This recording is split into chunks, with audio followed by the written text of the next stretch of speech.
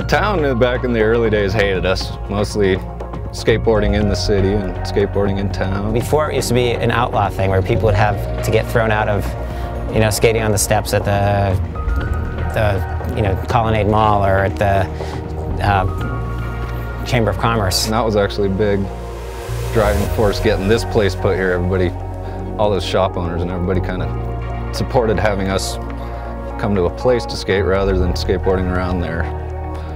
All the stores and everything. I don't think anyone ever liked chasing skateboarders away, but when there was no place to skateboard, it was a hard situation.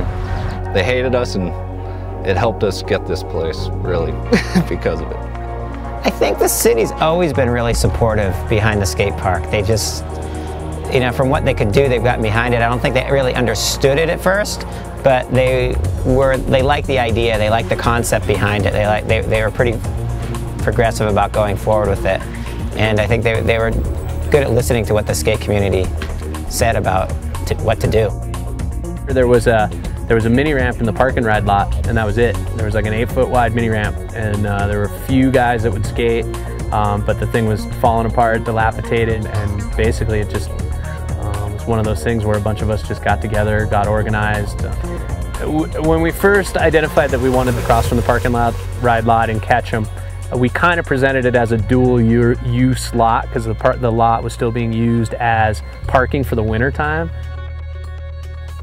Guy Coles, the mayor, who the park's named after now, he was pretty much our biggest ally right off the bat, and it was really refreshing to be in a town where they wanted to see something like this happen. Basically, that's how it all started, was just talking to people, getting funding from the city, and throwing little parties. We had street parties right out here on 4th Street for, I don't know, we must have done about 8 or 9 of them. Sometimes we'd have set up a whole half pipe right over here in front of the board bin. The first year we chopped the ramp into sections, made it portable, and trucked it, 4 loads at a time up to 4th Street in front of Java. It was pretty grassroots. We'd raise like $3,000 or $4,000 every time we did it.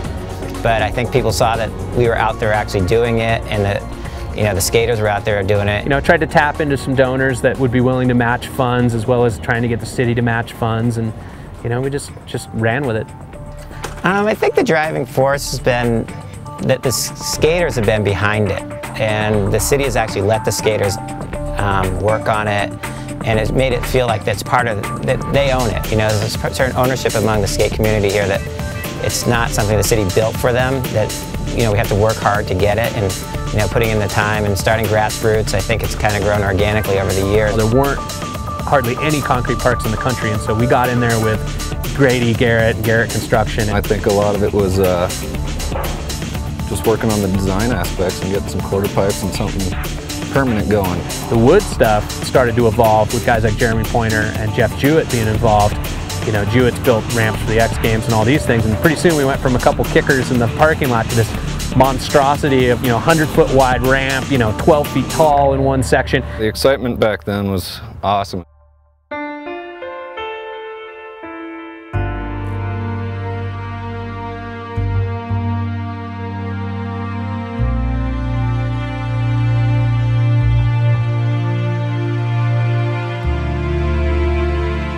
The city really stepped up and saw that, with the park in Haley, how much that got used, and which was a great park built by Dreamland, one of the best parks in the country.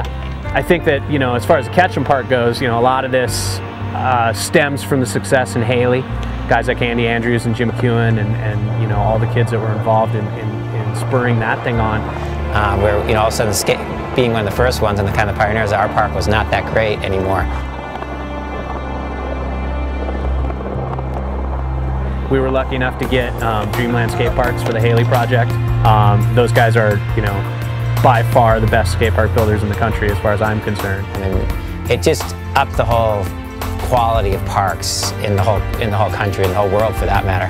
Once Haley was done, and we had moved forward and the success was there, Ketchum kind of saw what was going on and was like, hey, this is a really good thing. We have this space, these guys have proved themselves worthy, they've taken care of their area, they've policed themselves, we don't have any problems with the skate park, let's do this.